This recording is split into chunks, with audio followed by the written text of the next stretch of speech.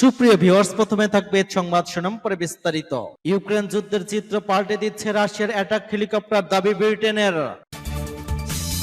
আর বিস্তারিত জানিয়ে দেব। ইরানের সঙ্গে লড়াইয়ের শক্তি ইসরায়েলের নেই, ইরানি কমান্ডারের হুঁশিয়ারি।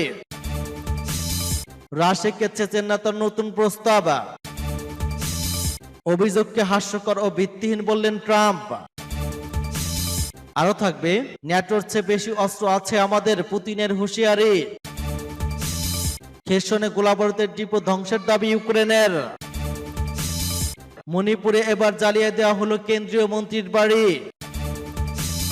এবং সর্বশেষে জানিয়ে দিব, মার্কিন চীন উত্তেজনা কমাতে বেইজিং এ ব্লিংকেন। এতক্ষণ শুনছিলেন সংবাদ শিরোনাম, এখন বিস্তারিত। তবে তার আগে অনুরোধ থাকবে, এই ভিডিওতে একটি লাইক দিন এবং কমেন্টস করে জানিয়ে দিন আপনি কোন জেলা থেকে বা কোথা থেকে আমাদের সাথে যুক্ত রয়েছেন। এবং সংবাদের সর্বশেষ গুরুত্বপূর্ণ আপডেট পেতে চ্যানেলটি সাবস্ক্রাইব করে আমাদের সঙ্গেই থাকুন। ধন্যবাদ। ইউক্রেন যুদ্ধের চিত্র পাল্টে দিচ্ছে রাশিয়ার অ্যাটাক হেলিকপ্টার দাবি ব্রিটেনের। ব্রিটেনের প্রতিরক্ষা মন্ত্রণালয় দাবি করেছে যে রাশিয়া ইউক্রেনের পাল্টা আক্রমণের মূল অংশ দক্ষিণের ফ্রন্টে আধিপত্য অর্জনের জন্য দূরপাল্লার ক্ষেপণাস্ত্রে সজ্জিত আক্রমণকারী হেলিকপ্টার ব্যবহার করছে। এ মাসের শুরুতে কিয়েভ তার পাল্টা আক্রমণ শুরু করার পর থেকে মস্কো বার্দিনাস্ক বিমানবন্দরে 20টিরও বেশি অতিরিক্ত হেলিকপ্টার মোতায়েন করেছে, যা ফ্রন্ট লাইনের প্রায় 100 কিলোমিটার পিছনে অবস্থিত। মন্ত্রণালয় একটি গোয়েন্দা আপডেট বলেছে, বিমান চালনা ব্যবস্থা এবং পাল্টা প্রতিরক্ষা ব্যবস্থার মধ্যে ধ্রুবক প্রতিযোগিতায় সম্ভবত রাশিয়া দক্ষিণ ইউক্রেনের আধিপত্য অর্জন করেছে। বিশেষ করে আক্রমণকারী হেলিকপ্টারগুলো স্থল লক্ষ্যবস্তুর বিরুদ্ধে দীর্ঘ পাল্লার ক্ষেপণাস্ত্র নিযুক্ত করে, বলেছে প্রতিরক্ষা মন্ত্রণালয়। এমওডি সপ্তাহের শুরুতে ইঙ্গিত দেয় যে রাশিয়ান বিমান বাহিনী দক্ষিণ ইউক্রেনের উপর অস্বাভাবিকভাবে সক্রিয় ছিল, যে এলাকায় ইউক্রেনের পাল্টা আক্রমণের কেন্দ্র রয়েছে, কারণ কিয়েভ সংযুক্ত ক্রিমিয়া এবং পূর্ব দনেৎস্কের মধ্যেও রাশিয়ার স্থল করিডোর ছিন্ন করার আশা করছে। রাশিয়া তার বিমান হামলা কমালেও তার আকাশ থেকে ভূমিতে নিক্ষেপযোগ্য অস্ত্রের ব্যবহার বাড়িয়েছে, যা আক্রমণকারী বিমানকে লক্ষ্য করে দূর থেকে করতে হয়। রিপোর্টে বলা হয়েছে, বিশেষ করে রাশিয়ান আক্রমণকারী হেলিকপ্টারগুলো দক্ষিণে ফ্রন্ট লাইনের কাছাকাছি কাজ করছে, যা ইউক্রেনের পাল্টা আক্রমণের জন্য মারাত্মক হুমকি হতে পারে। একজন ইউক্রেনীয় কমান্ডার, যিনি জাপোরিজিয়াতে ফ্রন্ট লাইনের কাছে দ্য গার্ডিয়ানের সাথে কথা বলেছেন, তিনি দিনে 3 বা 4 বার হেলিকপ্টার থেকে ক্রমাগত আক্রমণের কথা বর্ণনা করেছেন। বলেছেন তার ব্রিগেডের কাছে সেগুলো মাটি থেকে গুলি করার কোনো কার্যকর উপায় ছিল না। মঙ্গলবার রাশিয়ার প্রতিরক্ষা মন্ত্রণালয় একটি ভিডিও প্রকাশ করেছে, যেখানে দেখা যাচ্ছে Ke-52 হেলিকপ্টার ইউক্রেনীয় ট্যাঙ্কগুলো ধ্বংস করেছে। অতি নির্ভরযোগ্য দ্রুতগামী Ke-52 রিকগনাইসেন্স এবং অ্যাটাক হেলিকপ্টারটি কোনো ত্রুটি নেই। প্রতিটি বাছাই সফল এবং সবসময় সঠিক লক্ষ্য আঘাত হানে। আকাশে এর কোনো প্রতিদ্বন্দ্বী নেই, ভিডিওতে বলা হয়েছে। ইরানের সঙ্গে লড়াইয়ের শক্তি ইসরায়েলের নেই, ইরানি কমান্ডারের হুঁশিয়ারি। ইসলামী প্রজাতন্ত্র ইরানের সেনাবাহিনীর পদাতিক ইউনিটের কমান্ডার ব্রিগেডিয়ার জেনারেল কিয়ামার সেইদির বলেছেন,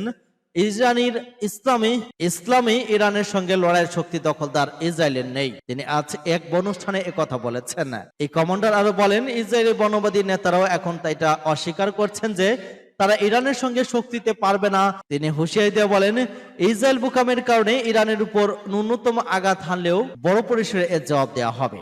কিয়ামার সেইদারি বলেন, ইরানের সব সীমান্তেই সেনাবাহিনীর মোতায়েন করা হয়েছে এবং 24 ঘন্টার শত্রুর তৎপরতার উপর নজর রাখা হচ্ছে। গোয়েন্দা তথ্যের ক্ষেত্রে পদাতিক ইউনিট অত্যন্ত অগ্রগণ্য বলে জানান ওই বাহিনীর কমান্ডার। তিনি বলেন, ইরানের সশস্ত্র বাহিনী এখন শত্রুর আগ্রাসন মোকাবেলার জন্য সব ক্ষেত্রেই ব্যাপক অগ্রগতি সাধন করতে সক্ষম হয়েছে। সূত্র পাঁচ টুডে। রাশিয়াকে চেচেন্নাতার নতুন প্রস্তাব।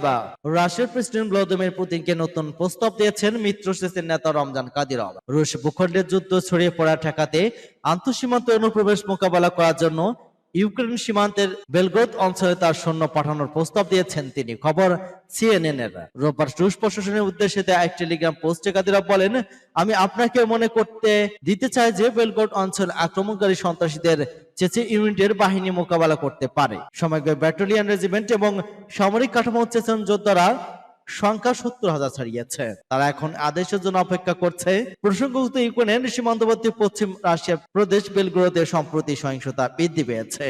বেলগ্রদের গভর্নর রোববার পোস্ট করা একটি ভিডিওতে বলেন, রুশ ভিন্নতাবলম্বী গোষ্ঠীগুলো ইউক্রেনীয় কমান্ডের অধীনে সেখানে চাপ বাড়ানোর চেষ্টা করছে। এছাড়া রাশিয়ান স্বেচ্ছাসেবক কর্পস এবং DM freedom for Russia legion নামের গ্রুপগুলো বেলগ্রাদে রুশ সৈন্যদের বন্দী করতেছে বলে দাবি করা হয়েছে। অভিযোগকে হাস্যকর ও ভিত্তিহীন বললেন ট্রাম্প। জাতীয় নিরাপত্তা সংক্রান্ত রাষ্ট্রীয় গোপন নথিপত্র অনুমোদন ছাড়াই ফ্লোরিডার বাড়িতে নিয়ে অরক্ষিত স্থানে ফেলে রাখার জন্য সাবেক মার্কিন প্রেসিডেন্ট ডোনাল্ড ট্রাম্পকে অভিযুক্ত করা হয়েছে। এই ঘটনার পর দুটো নির্বাচনী সভায় বিচার দপ্তরের কঠোর সমালোচনা করেছেন ট্রাম্প। তার বিরুদ্ধে আনা অভিযোগের মূল কথা হলো স্পর্শকাতর বিভিন্ন সরকারি নথি নিয়ে হেলাফেলা করা তিনি রাষ্ট্রীয় নিরাপত্তা ঝুঁকিতে ফেলেছেন এবং এই ঘটনার তদন্তে তিনি বাধা দিয়েছেন। বরাবরের মতো অস্বীকার করে ট্রাম্প বলেন তার বিরুদ্ধে আনা ওই অভিযোগ নিতান্তই হাস্যকর এবং ভিত্তিহীন। মার্কিন বিচারাধীন ও কেন্দ্রীয় দপ্তরকে কঠোর ভাষায় আক্রমণ করে ট্রাম্প বলেন দুর্নীতিগ্রস্ত এফবিআই এবং বিচার দপ্তরের এসব অভিযোগ নির্বাচন হস্তক্ষেপের সামিল। 2024 সালের নির্বাচনে রিপাবলিকান পার্টির মনোনয়নের পাওয়ার চেষ্টা করছেন ট্রাম্প। মনে করা হচ্ছে প্রার্থী নির্বাচনের দৌড়ে তিনি এগিয়ে রয়েছেন। ট্রাম্পের বিরুদ্ধে অভিযোগ তিনি যুক্তরাষ্ট্রের গোপন পারমাণবিক অস্ত্র এবং সামরিক কর্পোরেশন সহ বিভিন্ন ইস্যুতে নথিপত্র তার ফ্লোরিডার মার লাগোয়ার বাড়িতে নিয়ে বাথরুম এবং বলরুমের মতো অরক্ষিত জায়গায় রেখে দিয়েছিলেন। ন্যাটোর চেয়ে বেশি অস্ত্র আছে আমাদের, পুতিনের হুঁশিয়ারি। রাশিয়ার প্রেসিডেন্ট ভ্লাদিমির পুতিন সতর্ক করে বলেছেন যে north Atlantic treaty organization NATO দেশগুলোর ইউক্রেনের অস্ত্র এবং সামরিক সরঞ্জাম সরবরাহ অব্যাহত রাখলে গুরুতর বিপদের দিকে যাবে। তিনি আরো বলেছেন ন্যাটোর চেয়ে বেশি অস্ত্র মজুদ আছে রাশিয়ার। সেন্ট পিটার্সবার্গ আন্তর্জাতিক অর্থনৈতিক ফোরামে শুক্রবার যোগ দিয়ে পুতিন বলেছেন ইউক্রেনের যুদ্ধ দীর্ঘায়িত করেছে ন্যাটো। এখানে আমরা কি নিয়ে আলোচনা করছি? ইউক্রেনে ভারী অস্ত্র ঢুকেছে, তারা এখনো ইউক্রেনকে যুদ্ধ বিমান দেওয়ার চিন্তা ভাবনা করছে। পশ্চিমা সামরিক জোট ন্যাটোর কয়েকটি দেশ ইউক্রেনকে F-16 যুদ্ধ বিমান সরবরাহের পরিকল্পনা করছে।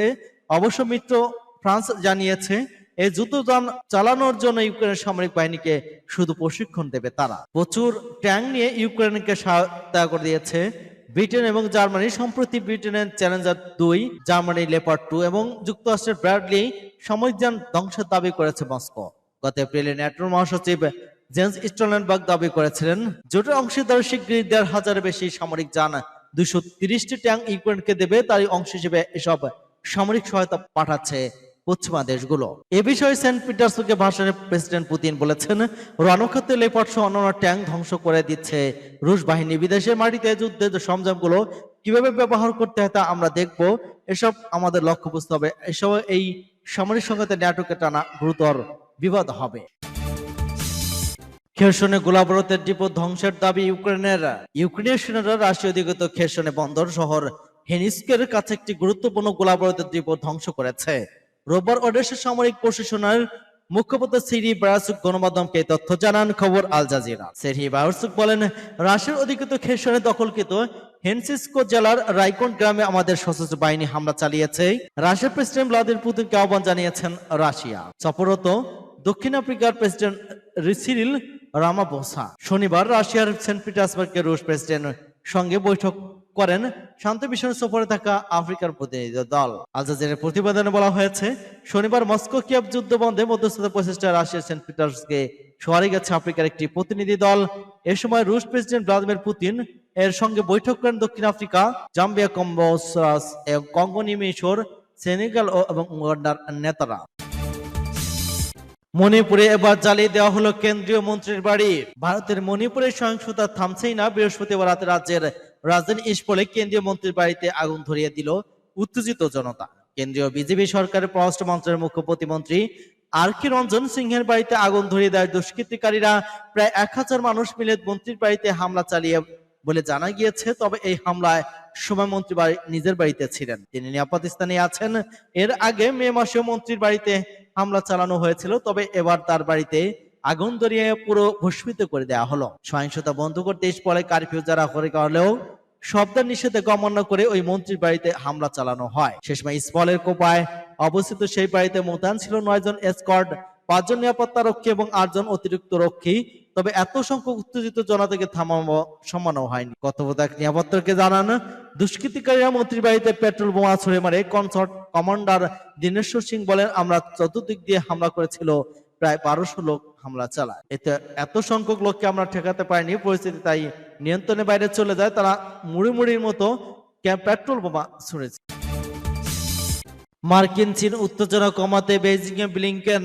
সম্প্রতি বিভিন্ন কারণে উত্তেজনা বিরাজ করছে জাতিসংঘের স্থায়ী দুই সদস্য মার্কিন যুক্তরাষ্ট্র ও চীনের মধ্যে। এবার সেই উত্তেজনার প্রশমনের উদ্দেশ্যে চীনের মাটিতে পা রাখলেন মার্কিন পররাষ্ট্রমন্ত্রী অ্যান্টনি ব্লিংকেন। রবিবার ভোরে একটি উচ্চ স্তরের কূটনৈতিক মিশন নিয়ে চীনের রাজধানীতে পা রাখেন তিনি।